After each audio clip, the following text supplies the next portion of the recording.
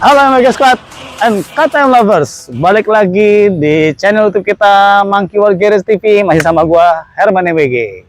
Oke guys, balik lagi di channel YouTube kita, dan udah lama banget gua nggak bikin YouTube saat ini, tapi sekarang kita are back dan kita bakal membahas satu motor yang lagi viral banget, satu motor yang lagi happening banget, khususnya di penghujung tahun 2025 kemarin, yaitu Barong V2 atau KTM 390R Mei 2026 atau MY26.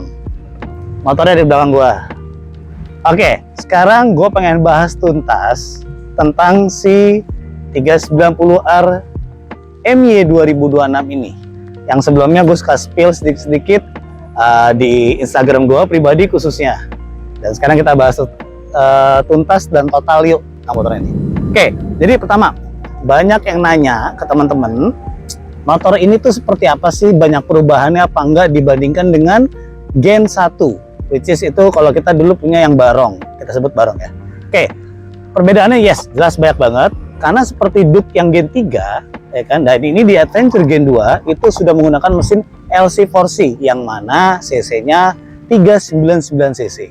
Oke, kalau untuk datasheet mungkin gue nggak perlu bahas detail kali, karena kenapa? Kalian bisa googling dan itu banyak banget yang ngebahas, ya kan? Tapi gue pengen bahas yang real, yang ada di Indonesia, yang masuk di Indonesia dan yang gue pakai sendiri. Dan ya kita juga bantu jualin PT Premier Etosia sebagai distributor resmi KTM Indonesia di Indonesia pastinya, ya kan? Oke, banyak yang pertanyaan pertama adalah, Om, masalah stalling apakah masih ada di motor yang ini? Jawaban gue adalah tidak. Oke, kenapa? Jadi untuk 390R walaupun sama-sama pakai throttle by wire seperti yang Gen 1, ya kan, cuman dia udah update ECU yang terbaru, khususnya yang 2026 itu sudah jauh lebih baik ketimbang yang 2025. Jadi gini, yang banyak di review di luar negeri yang dipinjemin nih, ya kan, karena kan kita tahu motor ini telat masuk ke Indonesia karena dengan segala dramanya KTM AG, ya kan, dan akhirnya finally sudah dibeli oleh Bajaj, ya kan, di akhir tahun, dan masalah ini sudah selesai semua dan kedepannya insya Allah akan membaik dan bisa jadi lebih baik lagi di Indonesia. Jadi yang selama ini di review itu adalah yang 2025. Jadi motor ini kan keluar 2025, ya kan, tapi recall-nya banyak banget. Salah satu recall yang paling bermasalah itu stallingnya bukan karena engine atau bukan karena throttle by wire-nya, tapi stallingnya karena side stand yang dia bentuknya masih lurus, pendek, dan itu gampang injek sama tumit kalian di saat kalian berdiri, apalagi main off-road. Jadi stallingnya karena itu. Dan di 2026, jadi berita baiknya 2026 itu kita telat masuk, tapi kita sudah dapat yang 2026 yang semuanya sudah di recall oleh KTM, ya kan. Jadi standar sampingnya dia udah bentuknya beda, sekarang dia panjang dan bengkok, belok ya, jadi dia bengkok gitu. Setelah itu switch sensor side stand-nya nggak sesensitif yang Mei 2025, jadi dia nggak sedikit injek langsung keputus, ini setengah baru keputus. Jadi itu jelas safety banget buat kalian main off-road, dan gue udah buktiin sendiri.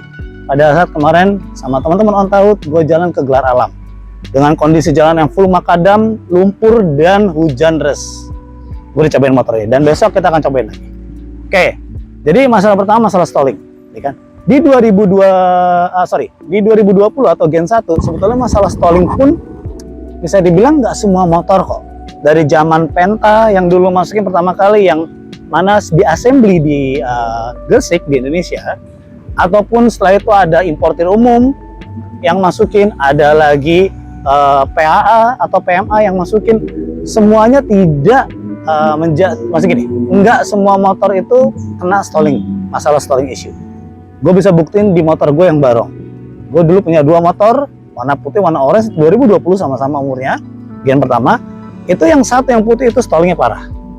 Yang punya gue sendiri itu bisa dibilang minim banget stalling. Ya kalau stalling udah jalan lama wajar lah ya. Cuman buat KTM yang Gen 1 khususnya memang stalling issue itu udah umum dan udah bisa dibilang hampir semua motor yang ada di sini punya masalah dengan masalah stalling. Oke, balik lagi ke sini. Jadi untuk Gen 2 2026 yang masuk ke Indonesia melalui PA, yes, grateful banget, alhamdulillah. Semua yang harus di recall yang di 2025 sudah dilakukan di sini. Sampai hari ini gue nggak ada masalah, nggak ada isu sama motor ini. Gue nggak pernah masalah stalling, gue nggak pernah ada masalah yang lain-lain, ya kan? Maksudnya kalau bicara stalling dulu ya, gue belum nemuin masalah stalling. Cuman memang ada delay. Jadi karena dia gasnya ini throttle by wire, itu dia agak delay. Jadi kemarin pada saat gue main di dual purpose, sedikit off-road, jalan licin, kalau gue telat sedikit buka koplingnya, kalau gue kecepatan buka kopling dan gasnya gue lupa, agak telat gue bukanya, dia akan mati. Jadi mati bukan karena stalling, tapi mati karena gue agak sedikit telat buka gasnya. Dan yes, under 1000 motor ini kerasa banget delaynya. Apalagi kalian masih pakai exhaust standar, ya kan? Oke, tapi ntar gue ceritain apa yang gue rubah untuk nambahin performa itu semua. Jadi kekurangan dari motor ini, tadi pertanyaan pertama stalling, kedua masalah delaynya tadi, yes, memang sebelum 1000 itu kerasa banget delaynya dari throttle by wire-nya, ya kan? Setelah itu ketiga adalah tingginya. Jadi tingginya motor ini memang over sih, jujur aja. Kenapa di India itu dia ada yang tipe X dan masuk juga ke Indonesia dengan spoke wheels, dengan casting wheels, ya kan? Jadi dia bentuknya sama persis, cuman di wheel setnya beda. Dan untuk yang rally tipe R atau rally ini, dia tingginya 870 seat high-nya. Jadi lo bisa bayangin tinggi banget. Gua aja, tadi lo bisa lihat kan, gua aja jingjit. Gitu. Jadi memang masalah ini, motor ini punya masalah dengan tinggi. Tapi baik lagi, solusinya di Monkey Gear selalu ada. Dan malah bikin jadi lebih enak, gitu kan. Habis itu untuk teknologi dan yang lain-lain, yes, gokil, ini udah kayak big bike. Jadi lo udah ada yang namanya quick shifter, tinggal lo aktivasi. Habis itu ada yang namanya cruise control, tinggal kalian pun aktivasi. Kebenaran gue nggak perlu cruise control di motor ini, cukup di 890 aja, ya kan? Kalau di motor ini yang gue perlu adalah quick shifter. Dan harganya nggak mahal juga kok, cuma 3 jutaan sekian untuk aktivasi si quick shifternya. Terus motor ini enak, riding position enak, semua enak, getarannya ya KTM dengan 1 silinder, yes ada sedikit getaran, tapi menurut gue itu masih oke. Buat gue yang mungkin pengguna lama KTM, jadi gue ngerasa ini malah di sini lebih better. Yes, lebih better banget, gitu, lebih baik. Terus abis itu ya spek motor ini dengan standarnya sudah dapat mitas. Terus wheelset ya 1821, seatnya udah rally banget, towernya keren, headlampnya udah yang model kayak alien tuh, ya kan. Jadi buat gue nih motor tahun ini, yes, ini motor pilihan terbaik banget di tahun 2025, bahkan sampai 2026. Nah, sekarang kita mau bahas yuk spare part atau aksesoris parts yang ada di Monkey Gear dan yang udah gue tambahin di motor gue dan kenapa gue tambahin. Oke? Kita bahas satu-satu. Oke, sekarang gue pengen bahas parts modifikasi yang gue butuhin untuk motor gue. Kita bahas dari bagian depan yuk. Oke, kalau untuk depan masih hubungan dengan proteksi. Ini kecil tapi yes, ini fungsional. Yaitu ada namanya fork slider dari FXR. Kita pasangin di depan.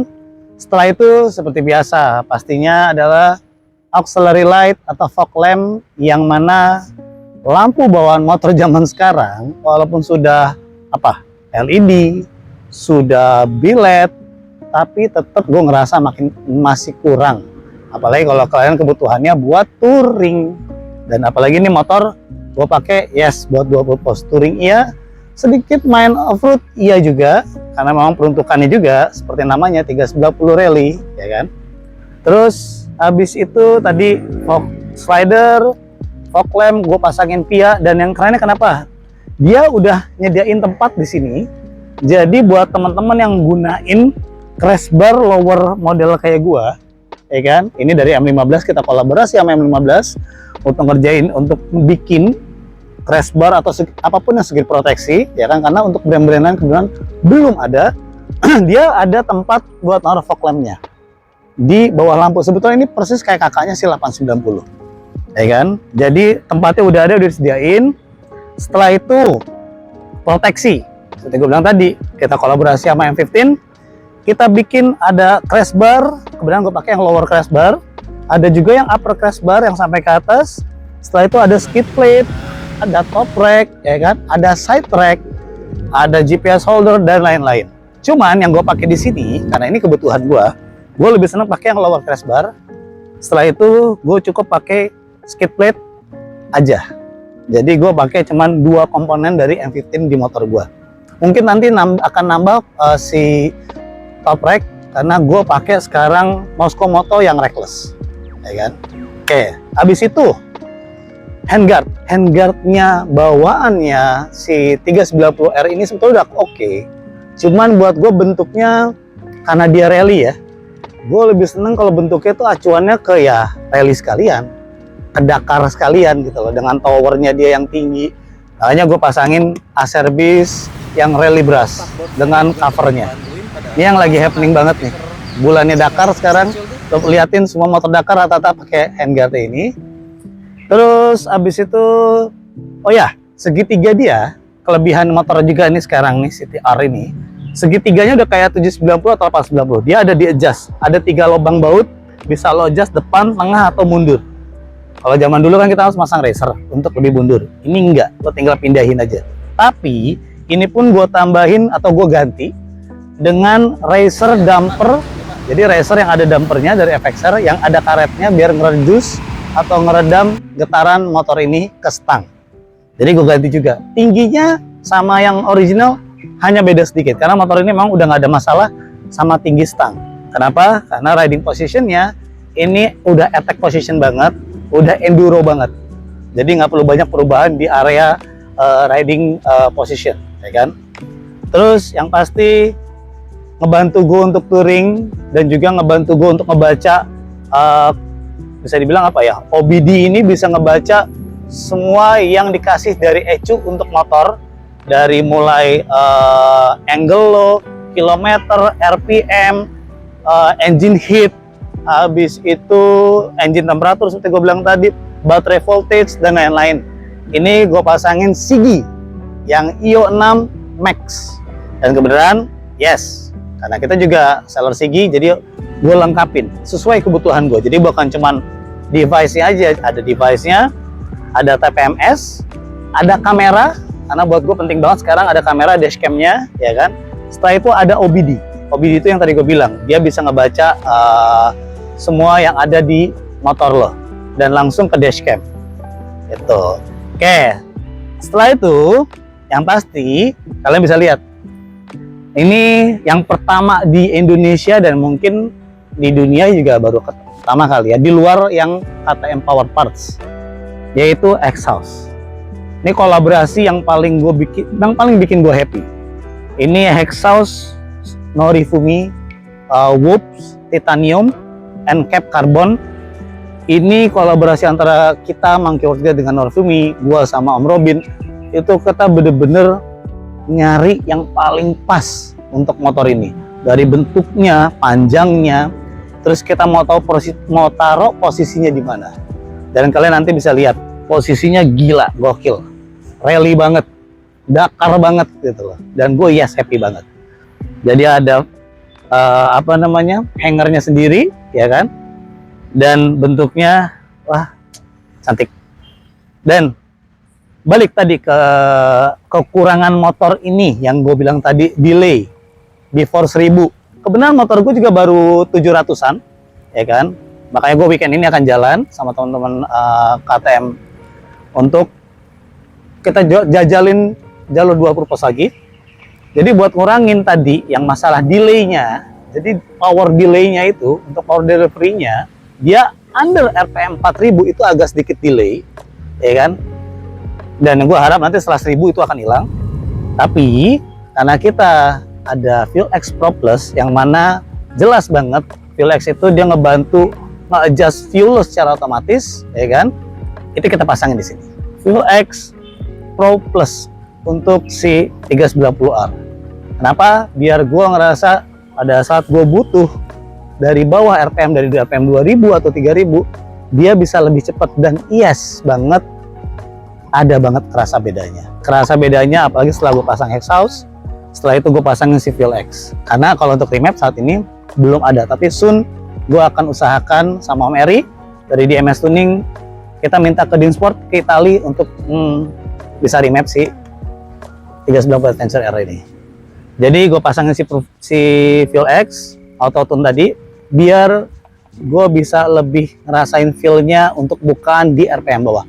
Dan seperti gue bilang tadi, yap, ini function banget, ini berasa banget bedanya dibandingkan dengan gue nggak pakai atau dibandingkan dengan knalpot standar. Karena sebelumnya gue pakai knalpot standar dan itu udah cukup buat gue ngerasa kok delay-nya agak mengganggu ya. Tapi untuk masalah stalling, alhamdulillah Mei 2026 dibalik segala dramanya, dibalik segala keterlambatannya, ada hikmah dibalik itu semua. Yaitu apa? Kita dapat yang MY atau Mei 2026. Yang mana semua yang harusnya di recall kita sudah dapat. Gitu guys. So gimana menurut kalian KTM 390R yang 2026 ini, yang bisa dibilang sangat sedikit kekurangannya sampai saat ini gue udah hampir 600 kilo gue pakai, dan besok gue akan pakai lagi, ya kan? Jadi buat lo yang pengen motor ini, gue tahu motor ini udah habis sekarang, paling tinggal sisa SMCR itu yang versi supermotonya ya. Di MWG masih ada 1 unit. Tapi kalau kalian emang udah nyobain dan kalian suka, ya kan, terus kalian bisa kok booking untuk batch kedua. Batch kedua itu katanya datang di April 2026. Dan kalian bisa booking untuk datengin motor yang batch kedua dengan semuanya udah sama seperti yang sekarang, yaitu yang MY atau Mei 2026, bukan 2025. Jadi no issue, no recall. Dan gue berharap itu begitu terus selanjutnya ya, gak ada masalah motor ini. Oke guys, itu aja dari gue. Gue happy banget pastinya sama motor ini. Ya, kalau lo mau ngobrol, lo datang aja deh ke Monkey World Garage. Ada gue, ada tim MWG yang lain.